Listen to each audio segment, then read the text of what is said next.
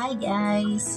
Dahil nakabili kami ng isang tray, so sa isang tray na chinek ko na itlog, so ito yung iiwan ko. At ito naman yung gagawin kong salted egg. Na-check ko na to siya. So, pinailawan ko kung okay yung egg. So, ito yung okay.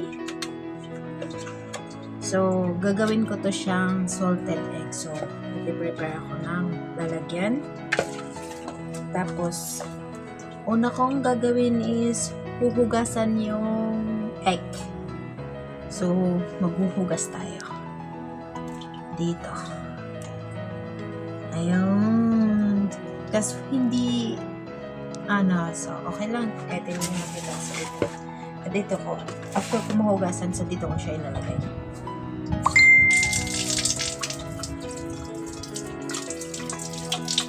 So, ito, isa-isahin natin silang huhugasan. Kasi, magkabagad tayo.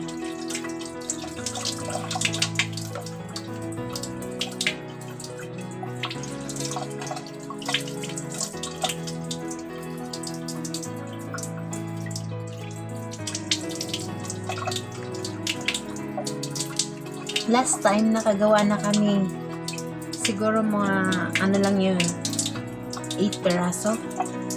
So, success naman. Maganda yung kinalabasan. So, ngayon, medyo marami kami.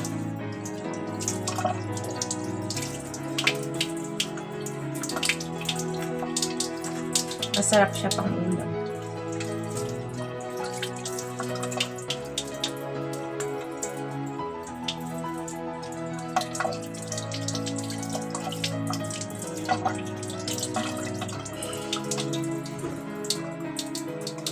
Pasensya kasi di nyo makita kung paano ako hinuhugasan.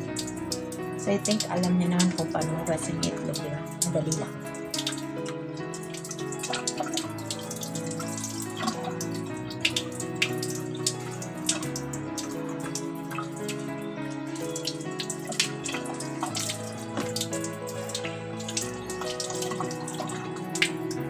Actually, nahugasan ko na to kanina. Inulit ko lang. Make sure na malinis talaga.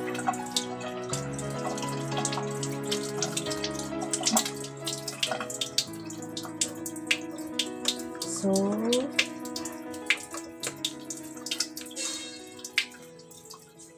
ito na siya. Nalatag ko na. So, maglalagay lang ako ng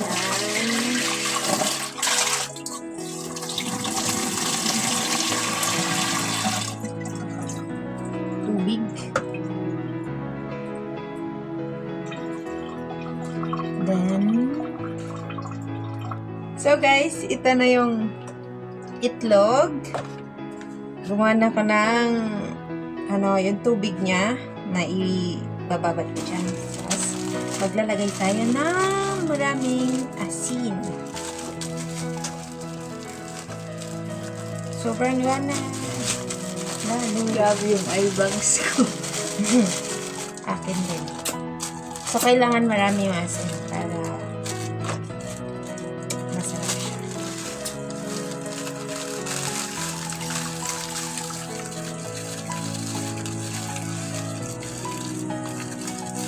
Ayun na lang magtansya kung gaano karami yung asin sa tubig na ilalagay nyo. Kasi minsan baka sumobra, hindi rin ganun ka sarap yung lasa. Halo-haluin lang natin kahit hindi siya masyadong matutunaw lahat. Okay lang, pwede nyo ilagay.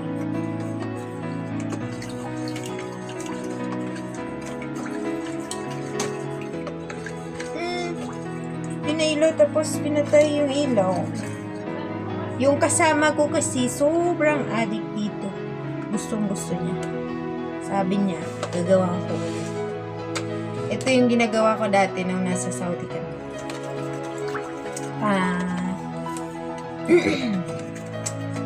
Gustong gusto namin kumain ng salted egg. Wala kami mabili. So, kami na lang gumawa. Diba? Tsaka pwede naman. Ilalagay na natin. Actually, hindi pa tunaw lahat, pero okay lang. Make sure na natatakpan ng tubig yung itlog. Tapos, Maya? Maya? Halika nga. May uutos ako. Saglit. Kuhanan mo ako ng ng plastic. Yung nilalagyan natin ng ng karne. Kuhanan mo ako isa. So, ito na siya. Isa lang? Yes. Para, ang gagawin ko, para lumubog lahat yung itlog, makot siya ng tubig. Lahat. Kasi, kapag ganito lang, lumulutang siya. May hindi cover ng tubig. So, ito, plastic. Maglalagay ako ng water dito.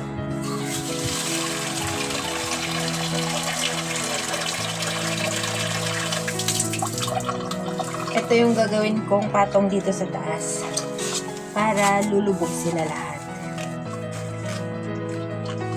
Kasi kung umaangat yung ulo, hindi siya sasarap. Ito siya. So, ipapatong ko lang siya dito sa taas para make sure na yung itlog is nakukover siya ng water na ginawa natin. And then, I think, sa dami ng water na nilagay ko, mag-a-add lang ako ng salt. Konti.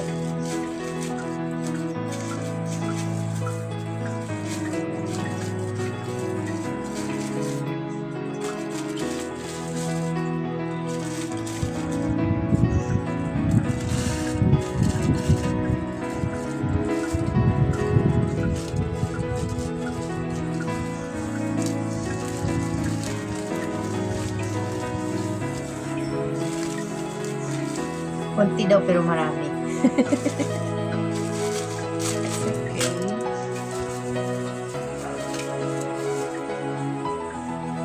So, I think okay na siya. So, pwede na natin siyang isit aside. Mag-aantay tayo ng 10 to 14 days. Kasi itong itlog is maliliit. Then, after 10 days, i-check natin. Maglalaga tayo, i-check natin yung lasa. Kung okay na ba siya. Nag-oil na ba siya. Yung lasa is okay. Doon tayo mag-base. Then, I think kasi last time gumawa kami, lang. Kasi yung itlog is maliliit talaga. Sobrang liit ng size. Malalaki lang siya sa itlog ng pugo or dalawang itlog ng pugo yung size niya. Hindi siya yung itlog na malalaki, normal na size, hindi. So, mag-aantay. Last time, nag-aantay kami na 8 days tinry ko siya, hindi pa gaano. So, 10 days tinry ko, okay na. Mga 11 days siguro okay na. Pero ito try namin depende. After 10 days, ito try ko na siya kung pwede na siya. Kasi, yung nag-request nito is uuwi pa. So, yung balik niya, tamang-tama doon sa mismong days ng pwede na siyang ilalagaan. Pwede na siyang pang-ulam. Okay? Yun lang guys, kung gusto nyo gumawa. So, depende sa inyo. Meron din sa YouTube. I think meron sa YouTube. Depende sa paggawa din siguro. Or depende sa ilalagay nyo. Pero sa akin is fruit lang siya. May iba kasi na gumagawa din ito is nilalagay ng sugar or paminta. Din niluluto. Muna nila yung sugar, paminta, and asin. Tas bago nila ilalagay dito. So, pinapalamig yun bago ilagay dito. So, pero ako is gumagawa ko salt lang talaga. Depende sa inyo kung gusto nyo gumawa ko ano yung process ng paggawa na gusto nyo na gawa yung gusto nyo. Yun, thank you. And yun lang. Thank you sa mga manood. Sana may matutunan or may bago tayong na